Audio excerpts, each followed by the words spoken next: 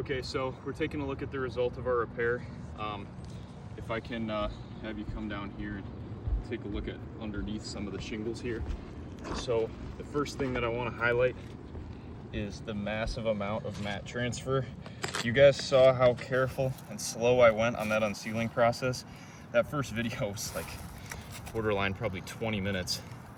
But this mat transfer was all unavoidable. This was me going as soft as possible. Some people will say to use a putty knife, but that's actually worse because a putty knife will cut through the shingle material easier.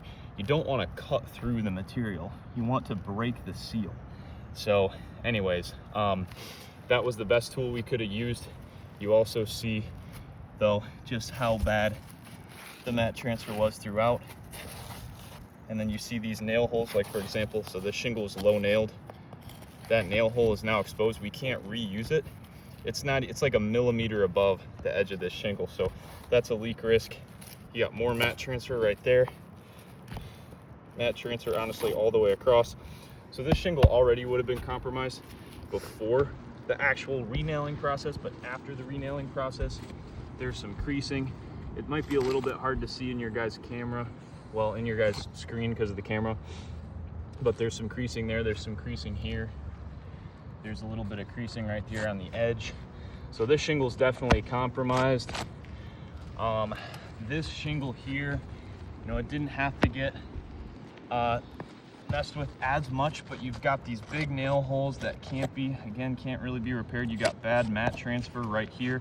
And in fact, this is what I want to highlight here for you guys. This mat transfer weakens this strip, and this is the most important part of the strip, or most important part of the shingle as far as it needs to be strong. What happened here is this brand new nail already pulled through because of this strip here. It was so weak that literally just lifting the shingle like that pulled it all the way through the nail. You can see this nail was not overdriven. So you can sometimes say, oh, well, it pulled through because the nail was overdriven. Clearly not overdriven. So definitely, I mean, this is compromised as well, even though it's kind of just a, you know, a small part of this long shingle. But yeah, I mean, unfortunately, it did get compromised. Now we're gonna look at this shingle on the second row here, where we put a lot of our new nails. Or no, I'm sorry. Yeah, so this one, you know, sorry, we already looked at that one. My bad, guys. It's like 90 degrees. I might be a little dehydrated.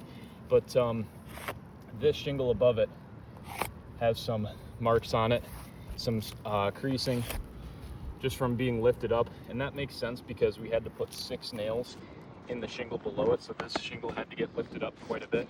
I would argue that this one's compromised too.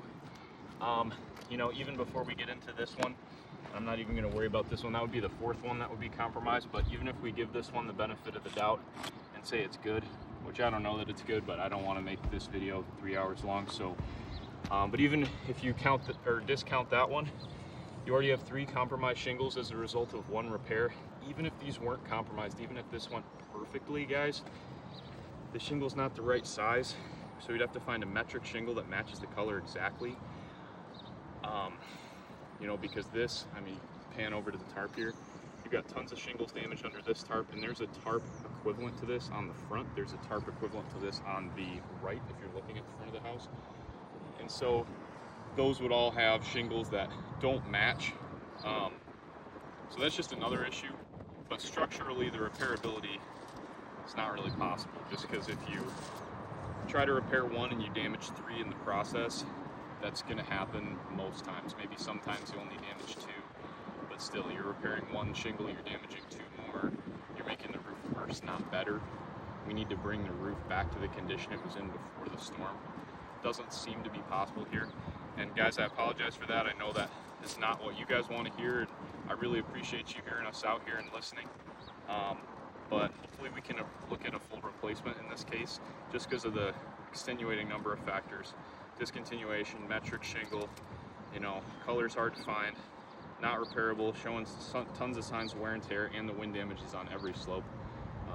So yeah, hopefully we can get something going, but I really appreciate you guys even watching this video and paying attention. Please give me a call if you have any questions.